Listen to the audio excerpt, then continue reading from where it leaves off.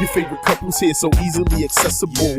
Grab your headphones, hit play, turn up the decibels. Master of the pod like a young Skywalker. Shout out to homie Yoda, cause great all we talkers. The crew is firm, so it's love to AZ. You signed the Tempe. Scorch the competition simply. Sure to get you high like some true West Coasters. Look at the flick of the wrist, one guardian Leviosa. LA is always sunny, Comic-Con with honeys. Pokemon and Dunny, sneaker hype, be sticking money. Erasure rolls of eyes and see Lee made it funny. Time flies and now my flux capacitor is running. You not rocking with us, you like a muggle wizard, see. Just stupefy yourself with the wave of wizardry. Like Mario standing still in the left's a moving screen. A world full of nerds, but only two Nerd Lys. The dopest show you ever heard, you see. It will be. In your eardrum like an infectious beat. We complete. They like when the short and long hear me. Cause we the Nerd Lys, the Nerd Lys. The dopest show you ever heard, you see. It will be. In your eardrum like an infectious beat. We complete. They like when the short and long hear me. Cause we the Nerd Lys, the Nerd Lys.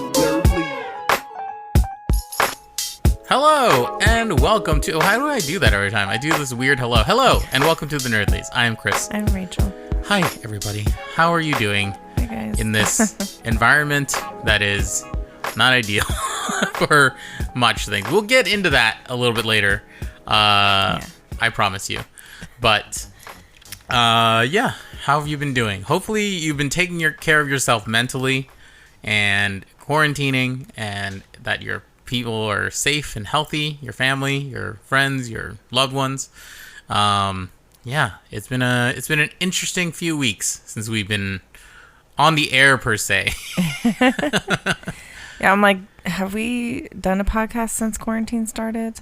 I think we did. We did. We've done a couple. Yeah, we it's been very infrequent. We've done a couple of podcasts. This is not like the first one, but we haven't done it for at least 3 weeks.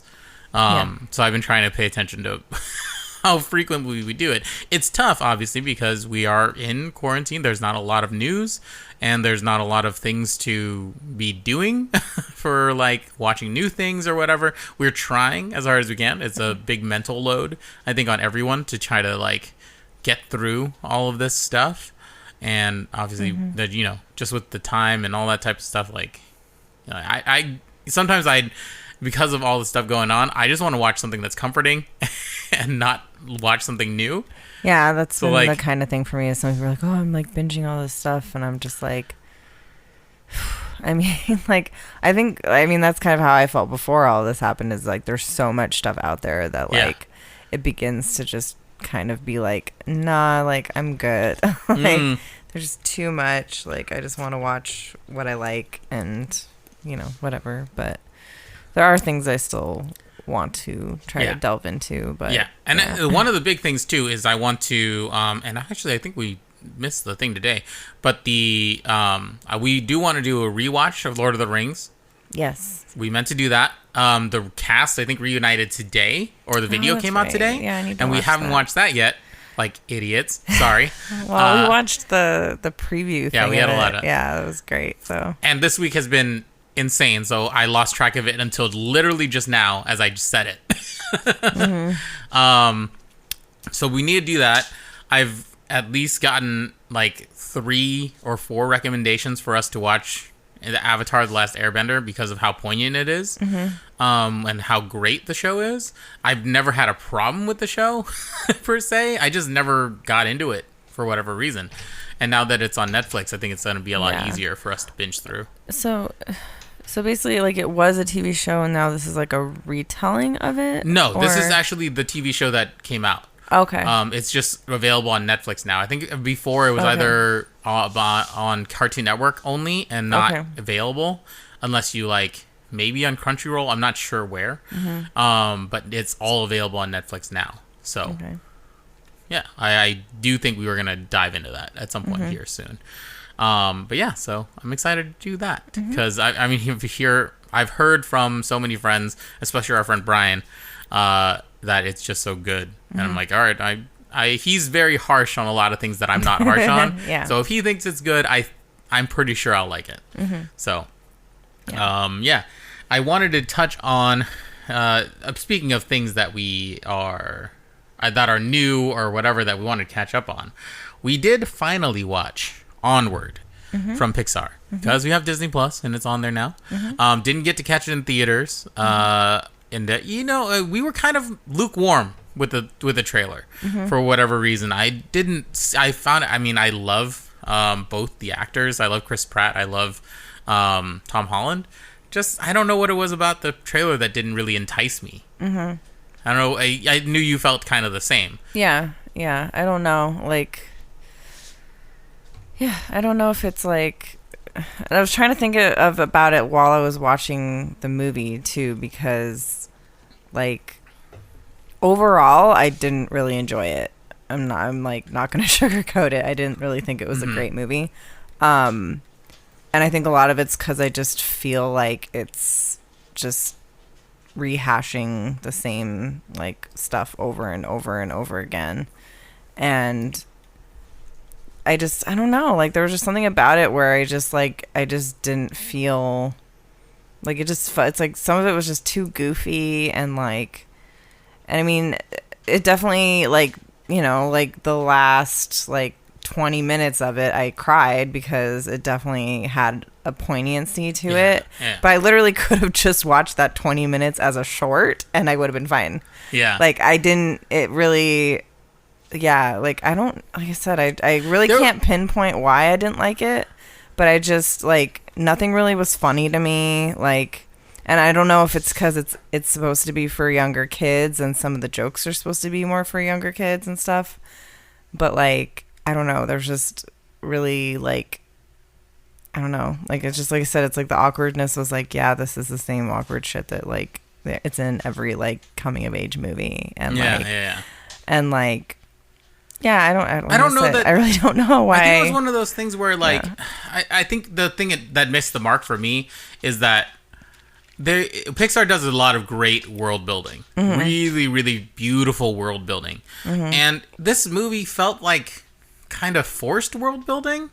It didn't feel like connected as if like when you watch even I don't want to say Cars, when you watch like Coco, which is obviously based on real culture, but you get to the Day of the Dead stuff, it's world building in a way that's just so rooted in heart that is great. I don't know that I connected with the whole fantasy world of it because it opened up with that narrative.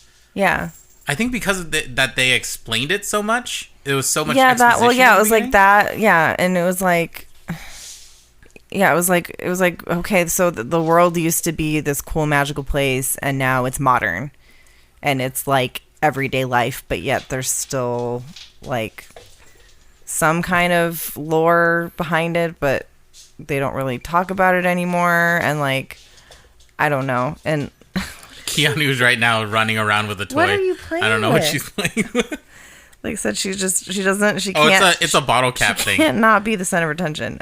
Of course, we buy her all these expensive mice. And what are you doing?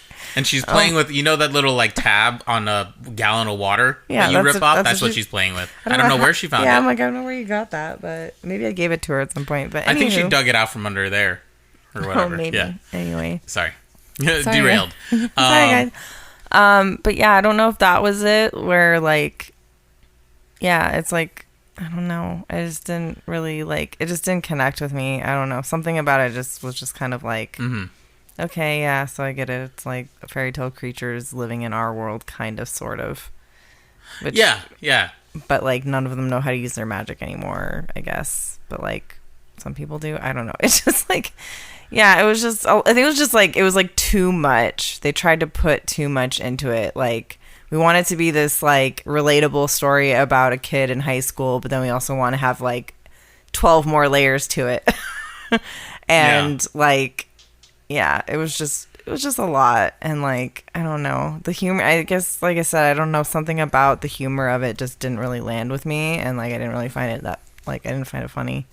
But definitely like I said, just that last 20-minute stint of them like getting to meet their father and like his realization that his brother was like I said, and like I really could have just like almost seen like a montage of them growing up together and then seeing them meet their father in this way, and I would have gotten emotional about it and it would have been great. But like it it just felt like it took forever to get to the point. Yeah. Like, it just dragged and dragged and dragged, and I just... That is one thing that I think, you know, the catharsis of how he realizes that his brother is a thing is like, and obviously there's spoilers if you haven't watched it. I don't want you to, like, whatever, it's fine. I'll put it up on the thing. But the catharsis of him realizing that his brother has been his father figure the whole time. It happens. I mean, I get that it happens it's supposed to happen in the third act. Yeah. But you don't even get bits of that until the end. Yeah. And like, they don't show any of that until the end. Like, all you see is his brother being like a dickhead and like kind of an idiot and like just super like obsessed with like D&D basically. And like, you don't get any, like, they don't give you any flashbacks or anything to them as kids until that final part, you know, where you see them playing together and stuff like that. Like two glimmers of moments, two glimmers that get paid off at the end. I'll say they get paid off very well, because the moment where they're talking in the boat about his last memory of his dad, the older brother's last memory of his dad, very poignant. And then there was another moment where, kind of like him realizing that. I'm trying to remember the other moment. I can't think of it off the top of my head right now. But they kind of give you two. But I felt like they should have laid in a lot more of those little bits. And I don't think that they did that for whatever reason. It didn't feel as tight as a lot of the Pixar movies I've seen. Yeah. Because it did affect me at the end. I'm not gonna lie. I was very like emotionally compromised. I'm not a brag, because it's just how I am. I'm not a big movie crier, but I do feel that chest like tightening feeling when there's an emotional moment. So it definitely gave me that. It's just, I agree with you that, you know, the first parts of the movie, especially the first act, is just very like, what's happening? Is there a goal in this movie? And then once it gets to the goal, I'm already kind of off board for a little bit, so it takes them forever to get me on board. And like, and I don't know if it's a detriment or what, but it's like they give so much of that beginning part in the trailer that it's like, okay, I already know that like they have half a dad, like, so what, like, so what, so like, cool, like they have half a dad, and so like it's just weird. Like, I mean, it's almost like trying to be like Weekend at Bernie's at some points, and like, absolutely, definitely Weekend at Bernie vibes in a lot of scenes, especially and it's weird, and I don't like it. I don't know, it's just like, it creeps me out that it's just like somehow the lower half of him is sentient, but like they put this weird like above part to him, and like that just kind of like flops around. I don't know, it just weirded me out a little bit. But like, I'm not like, I don't know, I'm like I said, I can't say I hated it, but I don't really I can't say that I liked it as a movie. Like I said, I definitely think it could have been a short. I don't think the plot was strong enough to have it be an entire movie. It surprised me a little bit in the end, but overall mediocre.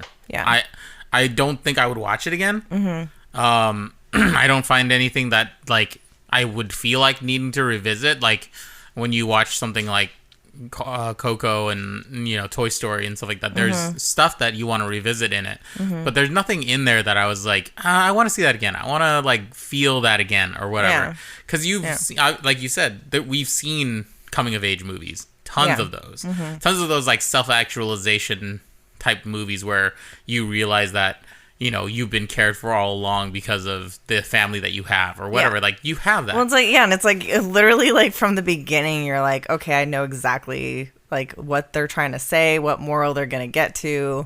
Like, you just already like within like the first like, you know, 20 minutes, you're like, okay, I know exactly how this is gonna wrap up and everything. I mean, it's still, like I said, somehow it still got me in the end. Yeah, because those movies are still poignant. Like, the emotions of family are, you know, always going to be there for us. But it was just not, it didn't have the lead up. Yeah. It doesn't have the runway for that. Pretty much, yeah. Any other thoughts on it besides that? Yeah, and for some reason, like, I don't know why, but like Like, well, for some, like, it was really, like, I would have to actually look and see who was in the movie, because for some reason, like, aside from Chris Pratt, like, I had to keep reminding myself that it was Tom Holland, because for some reason it, like, didn't sound like him to me. Oh, for whatever reason, it sounded exactly like him for me. It sounded like Peter Parker and Andy Dwyer hanging out. That's what it sounded like to me when we watched the movie. Yeah. Which that made me kind of enjoyed that. Yeah. No, I definitely liked it was basically, he was playing Andy Dwyer, which is like my favorite character that Chris Pratt has ever played. So I enjoyed that part of it, but I don't know, and like, I don't know if it was just me, but like there was something about the audio of it, and I don't know if it was just our TV or what, but it just, everything that Tom Holland said just seemed kind of muffled to me. But yeah, anyway, I like, for some reason, like I said, I'd have to look up and see who actually played the different characters, because normally I'm like on it, but I was just sitting there thinking, like, I don't even know who played his mom. Like, the only other person I could pick out was Chris Parnell, because Chris Parnell has a very particular voice and candor, and he played the dad on the recording. So as soon as I heard Chris Parnell, I'm like, oh, that's Chris Parnell. He's got that. I was surprised I didn't know the mom. Julia Louis-Dreyfus. It's so weird that I didn't even, like, for some reason I never. Who played the Manticore? Octavia Spencer. Apparently. Oh, interesting. I didn't pick up on that either. Like, didn't think of that. For some reason, I was like sure that the guy who played Colt Bronco was that guy from Cheers, but it's not. It's this guy named Mel Rodriguez. I've never even heard of him. I have no idea. And then, it was Kyle Bonheimer. It wasn't Chris Parnell. It was this guy that played the guy. Really? Yeah. It sounded like Chris Parnell. He did a really good job if it was that guy. That's crazy. Wow. Apparently, Ali Wong was Officer Gore. Nice. Tracy Ullman was. Tracy Ullman was the one thing I laughed at. Was the fucking pawn shop owner. Oh yeah, that one did make you laugh out loud. I don't know why. Yeah. It was just like ridiculous. Yeah. Oh, it was great. I was trying to think of who, because remember that he talks to that guy in the, like, it's like in the fast food restaurant at the beginning, the dad who's like friends with his dad. Yeah. It was Wilmer Valderrama. Oh, nice. Yeah. Okay. That's an interesting cast. It's an interesting cast. I guess he was in it, because I guess he's in every. Yeah, he's in Ratzenberger's in every Pixar movie so far. Worker, I guess. Yeah. That's funny. Yeah. Oh yeah, he's probably the guy who's like we got the history buff again, or whatever, that guy. Yeah. Yeah. But yeah, overall, it's okay. I'd still watch it if you're a big fan of Pixar, because it's still, obviously, like you said, at the end of the day, it still makes you feel something. I just don't think it's worth a revisit. Like I was kind of telling Chris, like, midway through, I was like, this definitely is, like, if nothing else, it's like a really good display of like how, like, even just subtly the animation has improved in certain ways, because just like the part where he's like writing on his hand, I was like, that's kind of creepy how well they can like get that marker texture. Like, yeah, well, like just like him pressing on the flesh of his hand was like really realistic, and like the hair movement and like there was a part where they're going through that tunnel, and like just the way that the light was like shining through his like curly hair, I was like, that's amazing. But like like a lot of it, like like even in the house, like the differences between like the wallpaper texture and like the staircase texture and like the wall texture and the furniture, like it's just crazy how realistic they're able to get a lot of the stuff. So like that was kind of crazy to me. So yeah, the one thing I will say is it's visually very, very beautiful in a lot of ways. But yeah, the story just didn't grab me like it has in the past, unfortunately. But yeah, if you are a fan of those actors, I would suggest check it out. Yeah. I just don't think it's not worth a revisit. It's worth watching once. Yes, it is definitely worth watching once. But not worth, like, I'm not going to fawn over it, is all. Yeah. That goes to another thing that we do, hopefully by next episode, I'm going to put it on the list to watch Toy Story 4. Okay. Because I have heard we have been famously very shitty to the movie. We don't. We Well, haven't it's not watched that I'm it. shitty to it. I personally, in my head canon, I don't need it. Yeah, I don't need it. I felt like 3 just like wrapped it up in this perfect little bow and stamped it and was like, this is the end and this is it. Yeah. And so I just felt like, and I have heard that like it isn't really, because obviously it's not, Andy's not a part of it anymore. No, not like, at all. Yeah. This is literally just about the little girl that now has the toys, which is fine. Yeah, and it's about Woody and and it's and I guess it is more Woody centric, and it's almost kind of like his like going out to pasture kind of type thing. So like I think if I can go into it with that mentality that it's not like it is a toy, it is another Toy Story, but it isn't like Andy's Toy Story. It's something else. Like it's its own thing. Which I kind of like, I almost wish they had just called it like Toy Story something, like not Toy Story 4, because it's like, it's not Toy Story anymore. It's not Andy's story anymore. It's someone else's story. But again, that's just me. But like, because obviously I grew up on that shit. And so like that third movie was like, so like hit me so hard because it was like, it's me. Like, it's the end of our childhood. Yeah, like it was. God. Yeah, it was like it just ripped my heart out. But yeah, so yeah, that is definitely something we will have to check out at some point. But yeah, I was definitely staunchly against it for a long time. If nothing else, I just know that Buster's in it. So. Oh yeah, absolutely.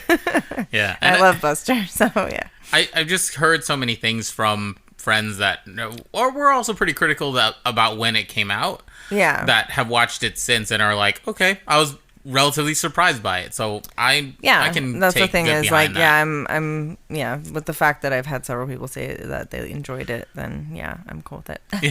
Yeah. Anyway, the other thing I wanted to move on to was another show that it is new.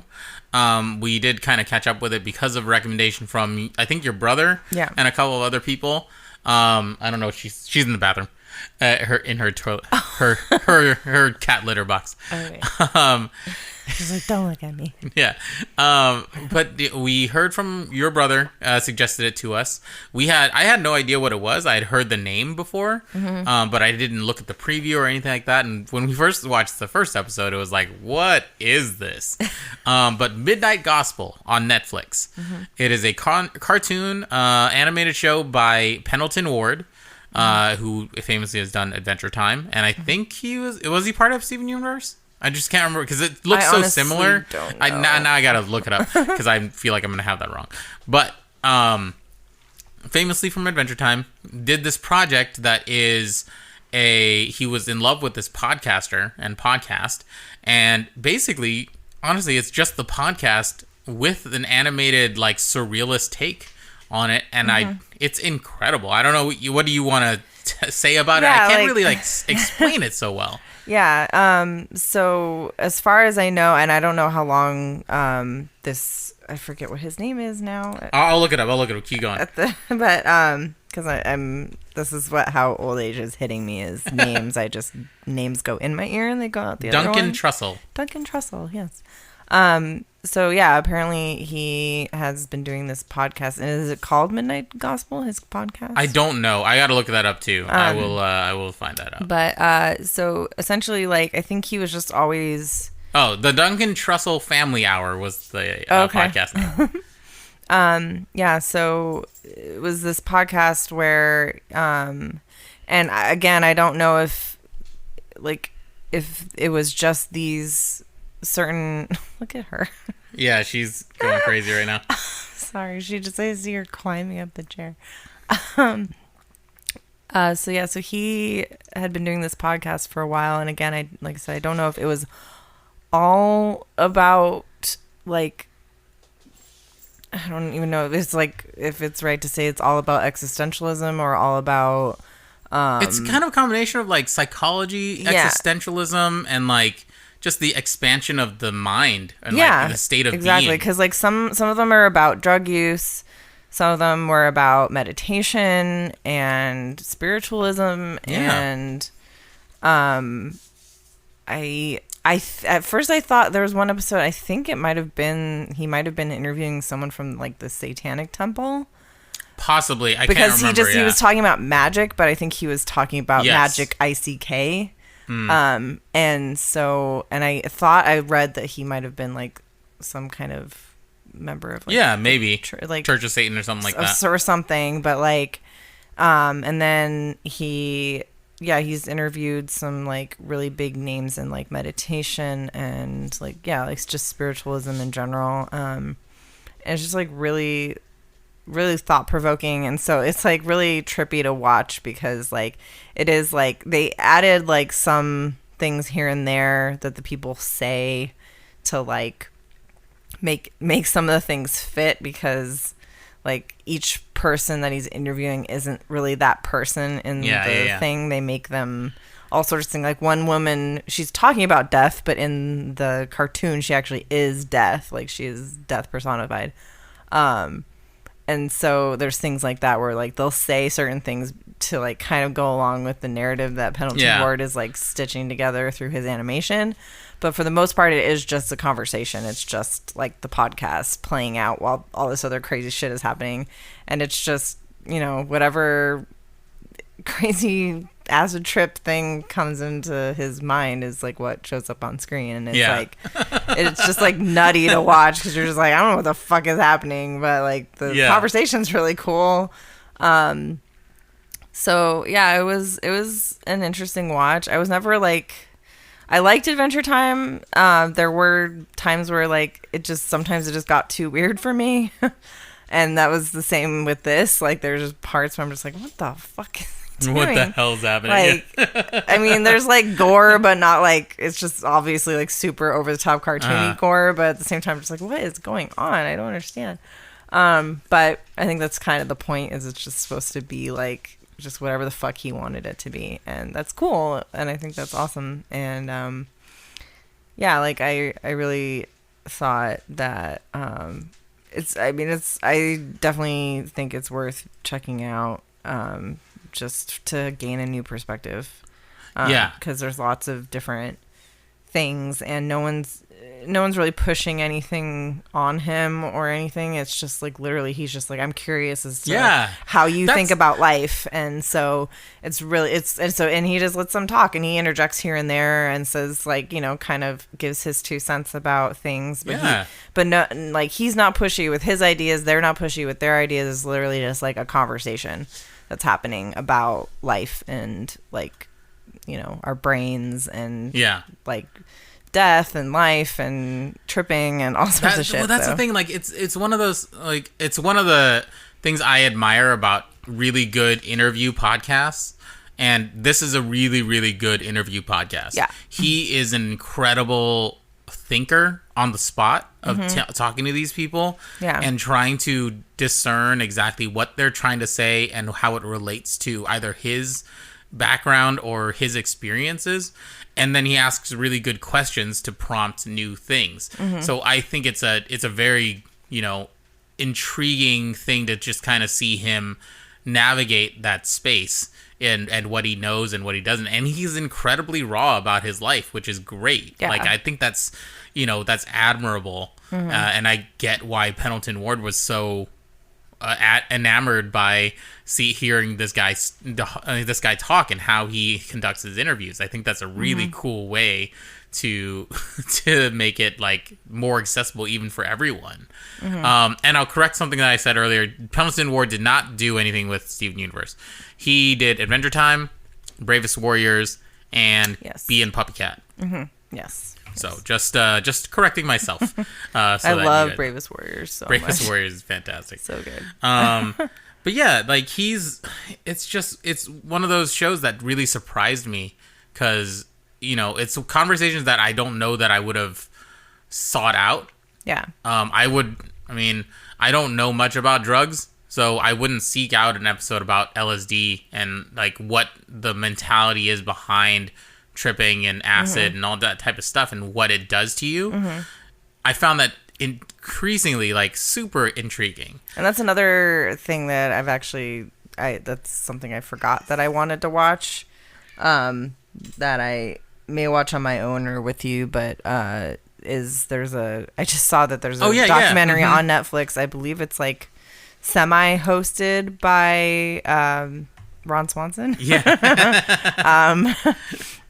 And it's literally all about tripping, but I think it's almost exclusively like comedians talking about times that they've tripped on acid, but I think there might be a few people here and there that aren't comedians, but and it's like literally just like talking about different acid trips that they've had, and like good and bad and in between and all that, and like, which is interesting because like I've never done acid, and I know people who have, and I understand why like people do it, because like it really is like one of the furthest ways that you can personally what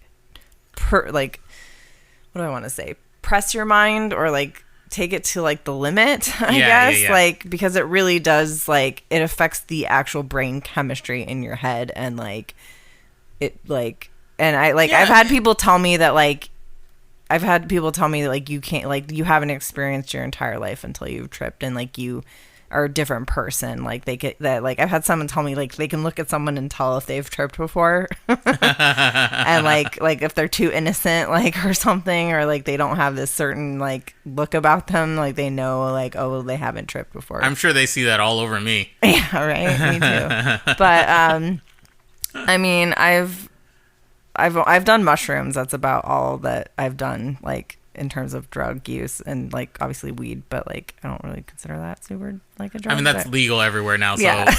I used to think it was nothing. Like, ooh, weed, but like now it's like, oh, whatever. We brought your parents to a dispensary. I feel super weird about that still. Yeah. I mean, the fact that like my mom at one point like literally like very verbally chastised me for smoking weed, and then the fact that like I literally took them to it's a fun, I mean, we gotta evolve. You gotta evolve. They didn't know. I mean, people didn't know that's true. Like their right, like that's the thing, like that generation, or their generation of people, like they vilified marijuana for so long, and it was just in their media, everything. There was a bunch of, after school specials about it. We saw it even when we were kids. Yeah. We had the DARE program. We had, after school specials and all that type of stuff. But now people are realizing how many medicinal properties there are and all that stuff. And, even with acid and like LSD and all that stuff, people are finding out that there are certain properties of it that are very helpful for people. Yeah, I mean, I've even heard of like, I mean, I had a friend who like was very into like holistic healing and stuff like that, and he said like that he had gone to like a clinical like psychiatrist who used LSD and things like that in his practice to like help people like go back into, because it does activate your brain in a different way. It's possible to like regress in memories even like more effectively than normally. So like it can really like be therapeutic for people, which I get, and I think that's cool. But like I just know personally like that because I already have so many mental issues that I feel like and I think it's partly because I had seen movies when I was a kid of like people tripping and being like, I don't think I want to do that. That just seems terrifying and awful. So yeah, like, not to say that I may never do it at some point in my life, but like I've just never felt the need or the desire to do it. Yeah. Like I said, mainly because of my own mental health issues. I feel like if I felt more stable as a person, I'd be like, oh yeah, sure, I'll try it one time. But like, I just know myself, and I'm like, I could do it and never recover from that. I could be traumatized for the rest of my life. Yeah. Who knows? I just don't want to like take that risk and do it. But anyway, but yeah, like I would highly recommend anyone watching this, because especially like the last couple episodes are very they're important. I'll just say that. The last episode, they're very important. The last episode in general is incredible because I don't want to ruin it. Yeah. But it's just a really, really great episode. Really good interview. A really good, interesting perspective. A very unique perspective. that I didn't think would be possible. Yeah. And it makes me want to do something like that with, you know, people that I know. And I it's just interesting to get that perspective and get that conversation. And obviously Pendleton Ward is super incredibly weirdly talented with how he crafts the story around a podcast. Yeah. Because how would you ever craft a story around an interview podcast? Yeah. You know, like exactly. I don't even get it that it could even work like, at all. Like, to me, it's like he just literally took acid and listened to these podcasts and just fucking started drawing shit and was like, I'm just gonna make I bet this person is a bird talking, or this person is like a blob monster, or like or is controlling cats. Like, oh, that was one of my favorite episodes. There's just this random, like, this guy was on a boat of cats and he was like but he was like, the cats were like crew members, but he also like sold them like they were like commodities. Like, I don't know, it's fucking weird. Like, but anyway, like, I would highly recommend watching it. Like, even if like there's certain episodes where you're like, what the fuck, like, just stay the course. Stick through it because the conversation itself is just so interesting and worthwhile.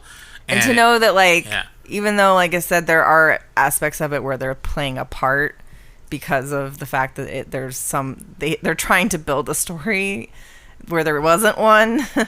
But really, they, like, each episode is a different actual person. Yeah. Who is talking about real shit. So one of the people in there is Dr. Drew Pinsky, who's a pretty famous doctor. That's the first episode, I believe. Yeah. So, I think it's incredible, and it's incredible that they even got a space for something like that.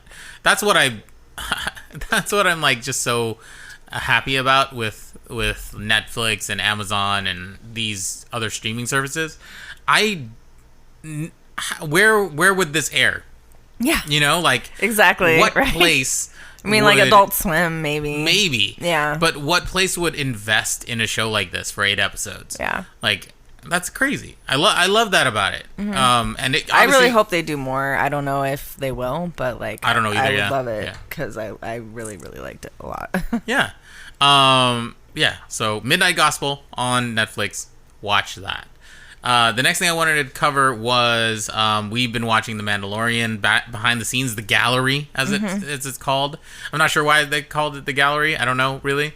But I'm assuming because they want to do more stuff like it. Yeah, maybe. I don't think it will be exclusively for The Mandalorian. But yeah, it's like, especially the most recent episode, like, since we're huge Star Wars nerds, and we're also like huge into practical effects and technology and the things that go.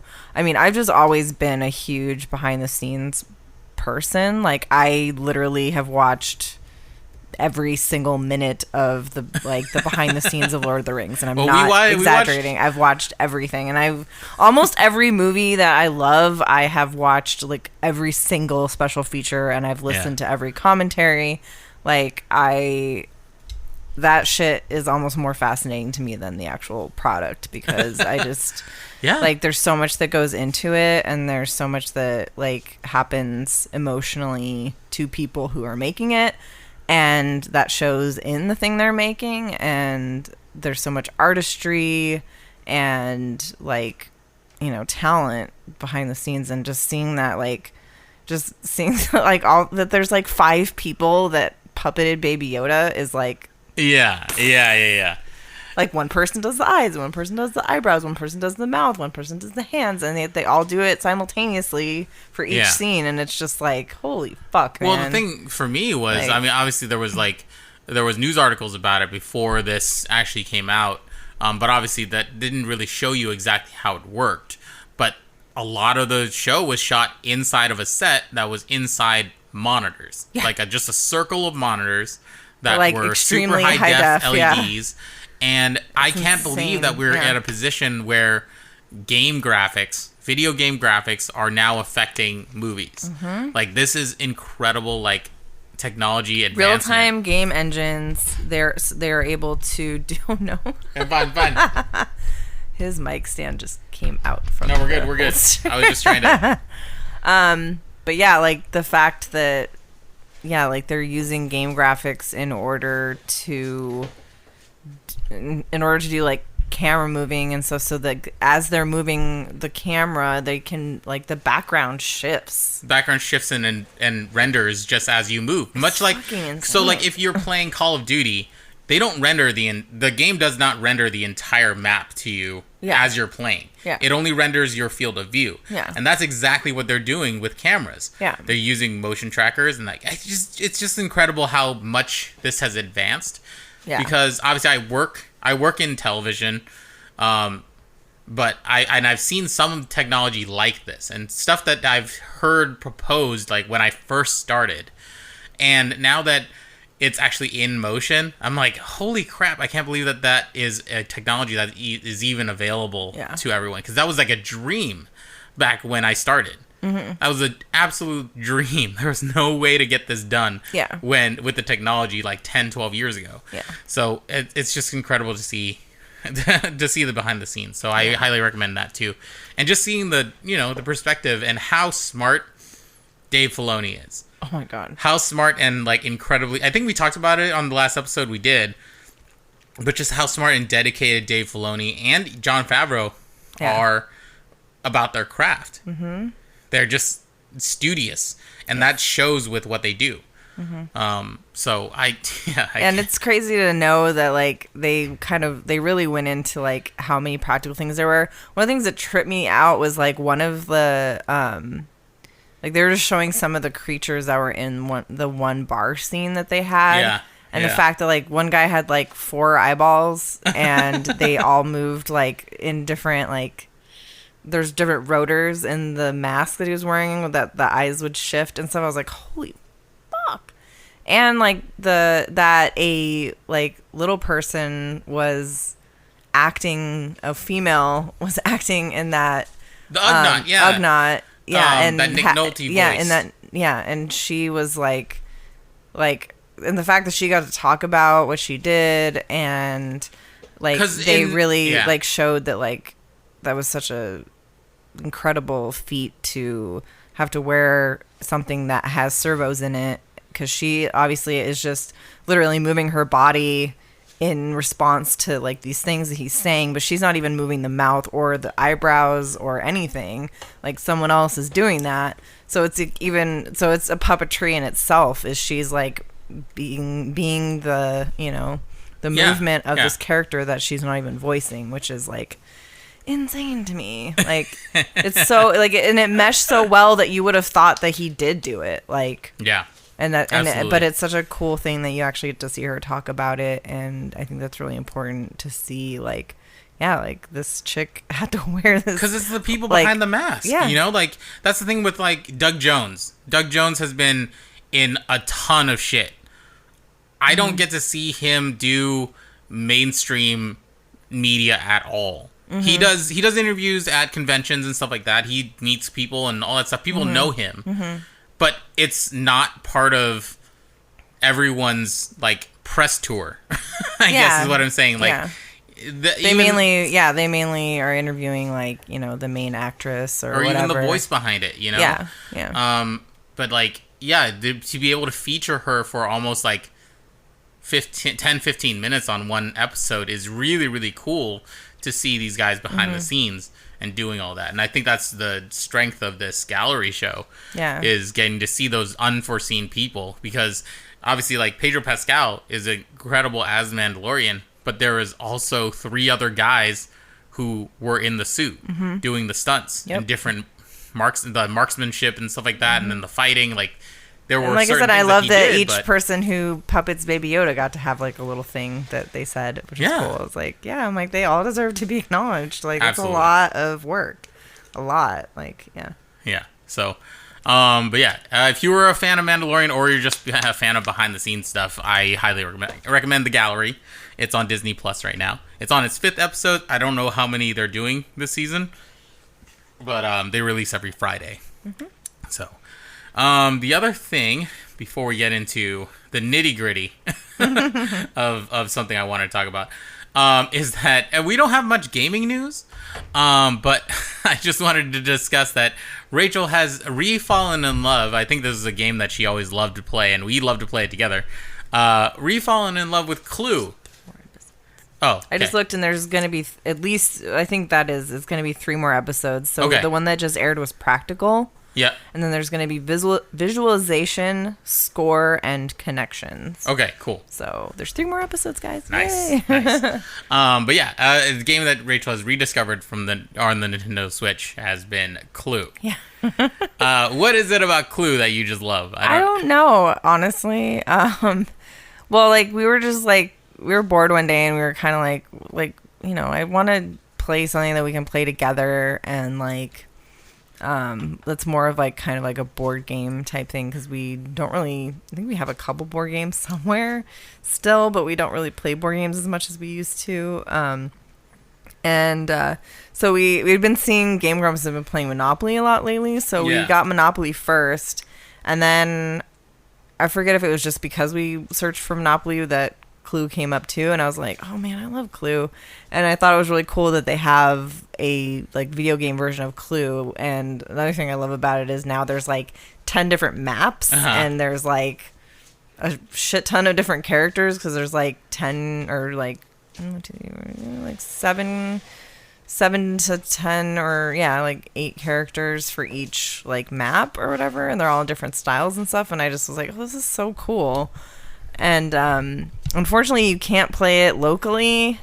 You can only either play it with AIs or online, I think. Yeah, because because Clue it's all obviously Clue based, and if you see anybody else's Clue, it kind of ruins the game. Yeah. So exactly. I can't really like sit and look at the screen when Rachel's playing. At all. But yeah, like, I don't know, I always used to like it when I was younger, like playing it. And then I was telling Chris, I remembered like one night when, this is way back, I think it was when we were in college still. We went and played. Oh, no, we played this multiple nights. Yeah. It was a game night probably every week or so. Yeah, with our friend Santiago. And he had a version of Clue where there was a board. No, it was Nina's house. Oh, it was Nina's Nina house, had it. She had it. It was a Clue DVD game. Yeah. So you played some of it on an actual board, and then some of the clues were on the screen. Yeah. And so it was like a really unique way of playing it. And me and Chris kicked ass at it, and everyone hated us because we were a team playing it together, and we were really, really good.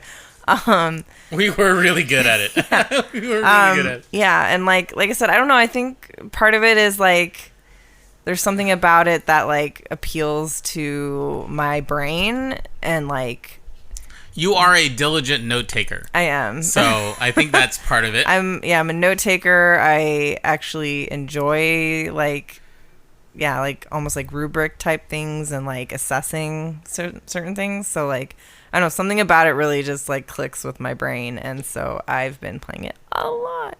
And we've also been playing Animal Crossing a lot, but I think we had already talked about that. Yeah. But I definitely like was hooked on it for the first like almost like month that we played it. I still like love going on it every day, and like I still love like changing my house and like, you know, doing the daily things that you do in that game. But like it's like slowly starting to be like, I'm not as much into it anymore, but like I still like it. But now I'm getting enjoyment because I have a friend who just recently got it, and so I'm helping them like put everything together, and like helping them like to get a better house and stuff like that. So that part's fun for me now. But like, yeah, like I don't know, something about Clue is just fun, and it's escapism, and it's something I can focus on. Yeah, for sure. Sure. Yeah. Anyway, yeah. I like it. It's fun. It's good. It's great. Yeah. I like it. It's a fun game. I think it's, you know, it appeals to the analytical mind, and it's cool that these games have persisted. But we can play it together. Like, he can help me play it, which is fun. So yeah, it's just cool that those games have persisted, and they've kind of evolved a little bit with the times. Yeah. But the digital Monopoly is fun though. Like that the board is like interactive and stuff like that. But it is a little bit like, I feel like it's harder to like remember what like where you are on the board and like which ones are yours. Because when you see it like from above, you're like, oh yeah, I have this property and this property and this property. But like, and when you actually have the cards, it's like, yeah, I know which ones I have. But like, it's a little bit harder because like on the screen it's so small and like so it's hard to see. It's like I can kind of see that I have these colors, but yeah, but it's still fun. It's still a good game. yeah. But yeah, I wanted to transition. There's no way to transition to this nicely, because this is obviously something that I've been posting about it a lot, and we've both been thinking about it a ton. And it would be remiss of me to not talk about it, because it's a huge situation, and Keanu wants to give her opinion as well, which is why she jumped on the table.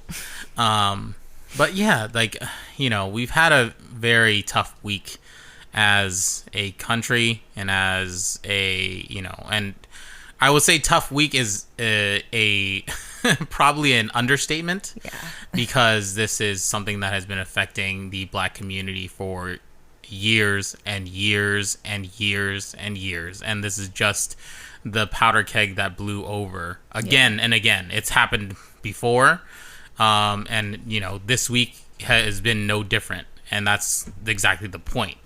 I guess, because we had, first off, just like a week or two ago, we had the story coming out with about Ahmaud Arbery, who was jogging through a neighborhood and was essentially hunted down by two vigilantes and killed. And it took them 2 months to get these guys under arrest.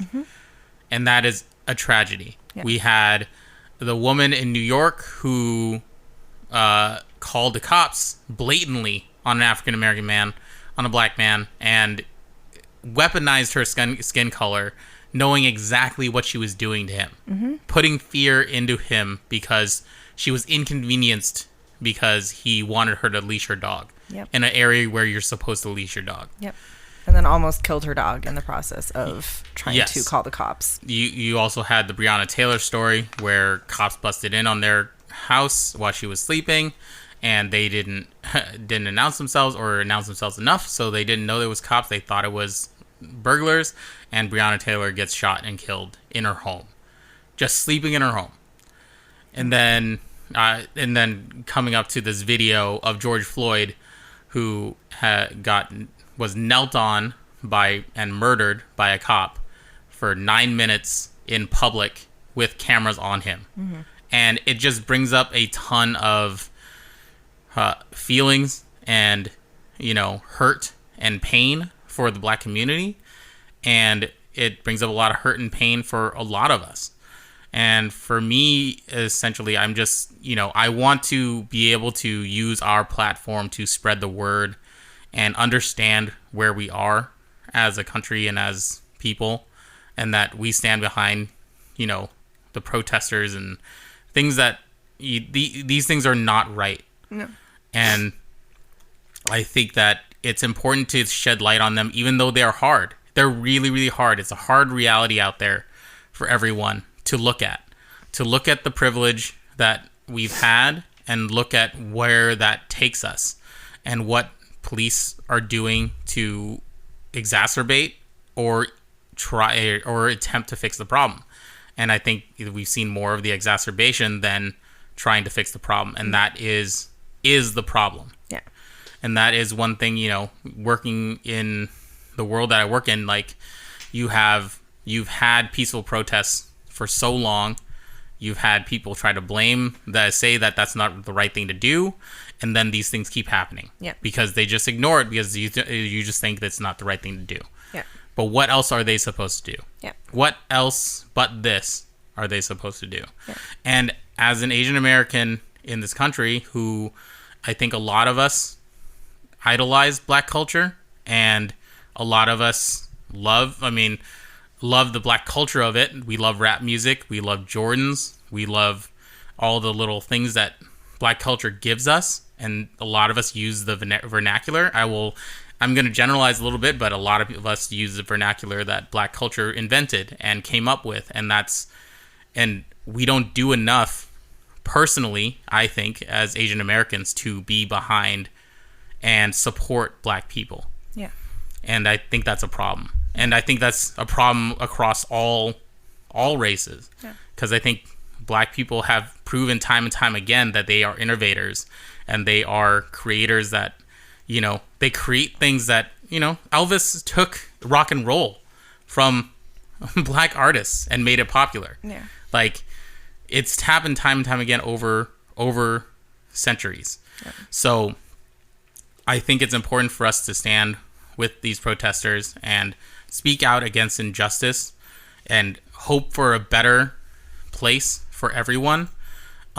It's hard right now. A lot of places are hurting. A lot of businesses got looted and all that stuff. But the thing I think is hopeful is that I love that so many people are out there protesting. Yeah. I think seeing the diverse amount of people that I've seen post and go out and be part of the solution and be part of donating to causes and shining light on what's going on, I think that's great. Mm-hmm. The thing that we need to do is keep that energy going and keep the pressure on authorities and pressure on police, pressure on our government, and pressure on everyone to continue to remember that these things are happening and that they need to retrain police. They need to reframe what they mean to their community, because they're there to protect and serve, not to kill Americans and kill Black Americans especially. Yeah. And with this, like, I wanted to touch on the Asian American thing because I think this is something I was talking to with my sister. I think COVID-19 and the coronavirus pandemic has shown some, because of the things that have been happening to Asian Americans because of the coronavirus pandemic, it has shown a lot of Asian Americans the reality of what has been happening to the Black community for hundreds of years. Yeah. We've had bits of it too. We were a part of the Chinese Exclusion Act. Like, they denied Chinese immigrants for years because they believed we stole their jobs. We didn't deserve to be here. They created, basically, like, said that we were part of the opium epidemic, even though they were part of it. Mm-hmm. It's one of those things that is a disconnect between the Asian American community and the Black community. I want to address that as an Asian American person.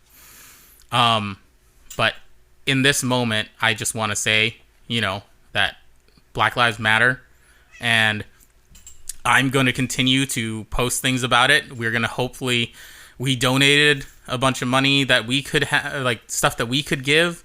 If you can, please donate to those places. Mm-hmm. I will list them in just a moment, but I want you to know where we are as people. And we are, you know, personally affected by it. It's tough. It's hard work, and it's hard introspection, because there are things that about our lives that maybe we didn't know that we were being privileged. Maybe we didn't know that, but we're trying to address that. We have to address it now. We have to look at it in the face and bring that together and be there for the Black community right now, because people are hurting. Mm-hmm. People are scared for their lives. I just talked to my sister, and she has a friend that he said on average every single month, he lives in New Mexico, every single month he was getting pulled over 3 times. I haven't gotten pulled over in, I think, 6 years. Yeah. And like, you, like, not to put everything out there, but like, yeah, you haven't either in like that long time. Like, once, maybe twice. I just got a speeding ticket recently, but yeah, it's like, that's not fair. It's not fair, and it's not okay to continue the way that we are. So I hope that we can come together as a, you know, as a community and as, you know, people to bring this to light and bring change and do the things that we need to do. Yeah. And I, you know, that's what I wanted to say about it. I don't know if that was eloquent enough. And obviously I mean, it's a stream of thought because it's a lot. It's a lot of things. And we've been thinking about it all week. And it's been one of the toughest things I have, you know, just conversations with friends, conversations with family, trying to help everyone get through. And we can get through it together. That's what I believe. I honestly believe we can get through it together. But it's not going to be an easy road. It's not easy. It's not going to be. It's a fight. It's a fight. You have to fight for those rights and that ability to be comfortable, and that thing that's afforded to a lot of Americans that aren't Black Americans. You know, like, hey, we need to keep our foot on the gas pedal. Yeah. In this respect, and that's what I've got to say about it, and that's what we've got to say about it. Yeah. So I wanted to list out, and I will put this on the podcast notes as well, a couple of the donation places that I've read about for Minneapolis, and also places in Los Angeles that you can help with people. But places like Black Visions Collective, Reclaim the Block. George Floyd has a memorial fund for his family as well, from his family, the GoFundMe there. Campaign Zero, and Unicorn Right. I'll put links for all of those within the notes of this, the website post of this episode. You can also help with the Action Bail Fund for Los Angeles is also helping with protesters that have been wrongly jailed because of their protests, and that sort of thing. And I will try to update that as much as I can. And obviously, if you follow me on Instagram, I'll try to post as much as I can on my personal Instagram, and if I can, I'll do it on the Nerd Lys channel as well, just so that everyone knows where they can help. Because I think, honestly, as bad as it is right now, and how much hurt there is right now, there's a lot of good. There's a lot of good people out there that want to help and are trying to help. And I want you guys to know that you can do it. And that there is hope. That's what I want to tell you. And it's tough to see it. It's really, really tough to see it. And obviously I can't speak for how, the Black community feels right now, because I'm not them. And but I want to empathize, and I want to sympathize with what they're going through. And I want to help the way I can help. And that's been... Sorry. It's okay. It's been, the biggest thing that, I've been talking to a few of my female friends in general. I mean, I'm trying to talk to everybody I can about it. But that's, a lot of us, we really don't know. I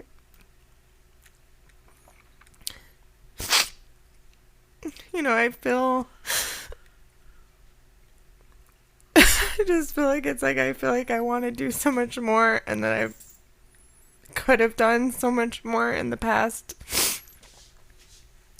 But I don't, it's a lot of us don't know, what to do or how to do it, or if we're overstepping boundaries, or how to talk about it.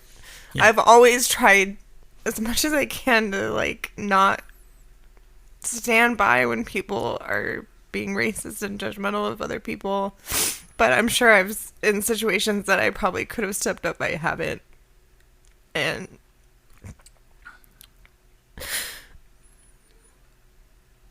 so that's just been the biggest thing that I'm trying to do in my life now is, just trying to show as much support as I can.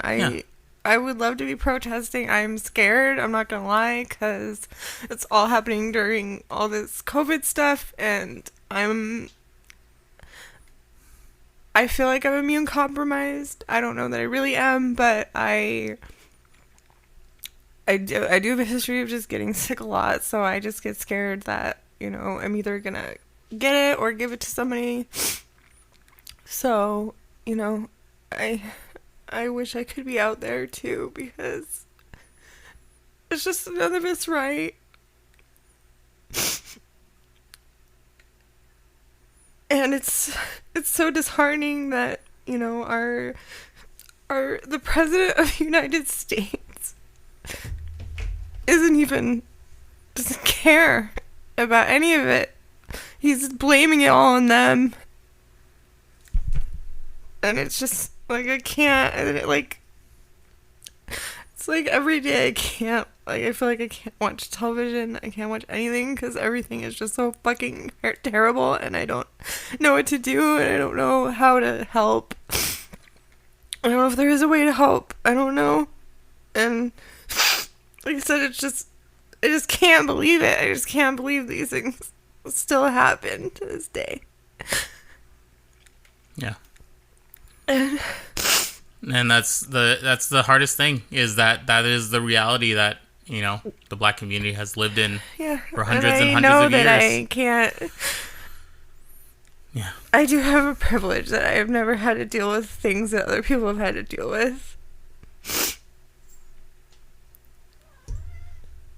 And I just want to try to be better. Yeah, and that's what we can do. We can be better. We can help by using our voice, using our platform, using the voice that we have to promote and, you know, promote Black voices and do the things that are right and make sure that they get what they need, you know? Yeah. And what they need is support and yeah. And it's unfortunate that, like, it's a lot of white people that are looting and taking advantage of this situation to, you know, because they've been pissed off that they've been having to wear masks this whole time and stay inside, and they're just using this as a way to blow off steam when it's not about them. It's not about them. And the people that are really trying to get a message across aren't getting heard because these other people are fucking it up for everybody. Yeah. And there are a lot of people that are peacefully and respectfully protesting these horrible atrocities when they could be burning everything to the ground, and they would be justified in doing so. Yeah. Because it's like, how else are anybody going to pay attention anymore if they don't fucking burn shit to the ground? Because they won't listen. It's true. And that's why, I've had some people, being like, oh, I can't believe these people are out here looting and shit. I'm like, well, how, what the fuck else are they supposed to do? They're being murdered in the streets. Yeah. No one will listen to them. And it's like, these are our authority figures. These are the people that are supposed to be protecting us. And if they're, systemically being racist against these people and treating them like animals, it's not right. No, it's not. None of it is. And we've been too complacent. Yeah. I agree. It's just one of those, it's a situation that needs to be resolved and needs to be on the forefront of everyone's mind.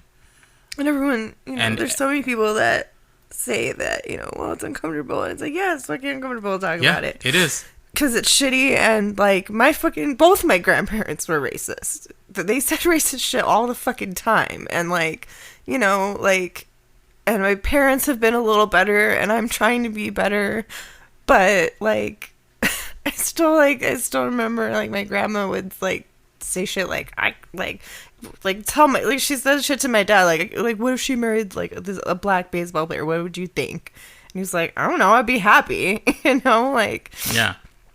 But, I just still remember shit like that, her saying shit like that, and I was proud of my dad for standing up to her, but I never did. And, I didn't know what to say at the time, and, in school shit would happen, and, I was always too shy to say anything, but, I'm putting this to myself to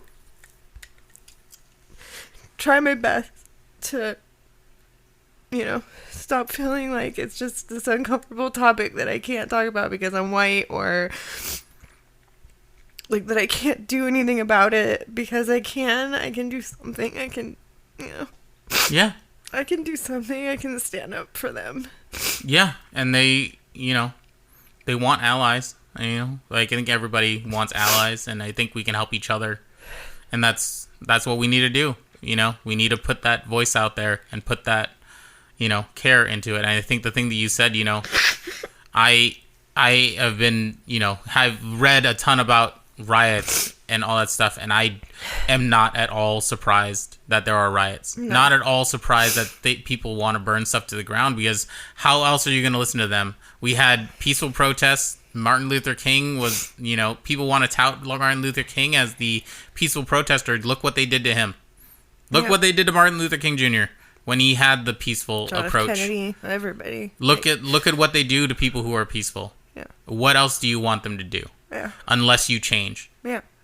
And that's what we want. We want change. We want the police departments to look into themselves and reframe what they do, and go back to that adage of protect and serve. Protect your community, serve your community. Yeah. Every single person in that community. Yeah. And change that disparity, because it's untenable. It's not sustainable to keep going like this, because they have every capability of a capability to burn things to the ground, and they've shown every single restraint they can to try to get their voices heard, and right now they feel like they're not. Yeah. And that is the point of it. Yeah. But yeah, I would apologize that we went very real on the end of this episode, but it was too important to me, too important to both of us, that it needs to be said. So I hope that you guys, can do what you can in your communities. Have those hard conversations with your family. Have those hard conversations with your colleagues, because they need to understand what position the Black community has been in for hundreds of years. And, learn from each other. Do research on your own. Don't put that emotional, distress onto a Black person. Do your own research on things, because it's out there. It's on the internet. There are plenty of websites and articles that will show you what or at least give you an article about what their experiences have been. There have been incredible op-eds. One by our good friend Brian. His mother was interviewed by ABC 15 in Arizona, and talking about the experience right now and how she feels about it and the history of it. Kareem Abdul-Jabbar did a great op-ed. LZ Granderson has done a great op-ed for LA Times. I'll try to link those as well. But yeah, you guys, I want everybody to stay safe and stay healthy, and, keep in mind to do what you can to try to make things better. Yeah. To our friends who have been out at protests, I'm so grateful for you. I'm grateful that you're out there fighting for what's right. Yes.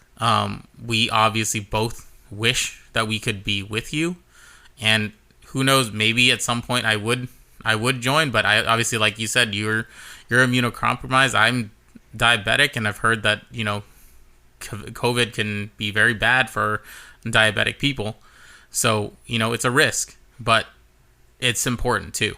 Mm-hmm. So, it's one of those things that I just really wanted to touch on it, because we have a platform. It might be small, but if a bunch of small platforms get together, that can affect change. We just need to band together and present as one. And I'm all for that. Yeah. And remember, Black Lives Matter, and keep that in the forefront of your mind. That's it for me this week. I hope you guys, be safe out there. Enjoy things if you can enjoy little things here and there. But, I want you to go out there and, affect your community in the right way. Yeah.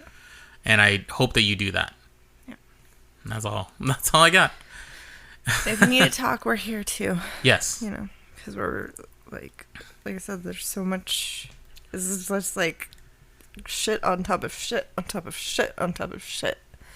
And it's just like, it's unfathomable. Like, we never thought there was going to ever be an outbreak like this or anything like that would change us so dramatically. And then the fact that all this is on top of that is like, Yeah. It's just so much to handle right now. And, like, it's like I already have mental issues and not helping. And, but it is what it is, It's like, this is real life. This is what's happening right now. And, we just need to stop being ignorant about a lot of things. And, and honestly, it's like, I'm just like, fuck our government right now. Seriously, like, it's so hard to, like, have any faith in them right now. Yeah. That, and that people would even understand. Because, like, it's like, we have curfew right now in LA. And we haven't had anything like that this whole time that the COVID has been going on. And, and it's like people are more upset about that than everything else that's going on. And it's like, really? Come on. Like, yeah. I don't know. It's a mess. But, we're here for you. And I hope you guys know that we love you. And yeah. Yeah. Yeah. We love you guys. And reach out if you need anything. We're here. We're listening, and that's it. Just wanted to honor the memory of George Floyd and wish his family peace and love during this time. Same with Ahmaud Arbery's family and Brianna Taylor, and all the people that have been affected over these years in the Black community with wrongful deaths and all that with the police. So please join us to do this a minute of silence for them.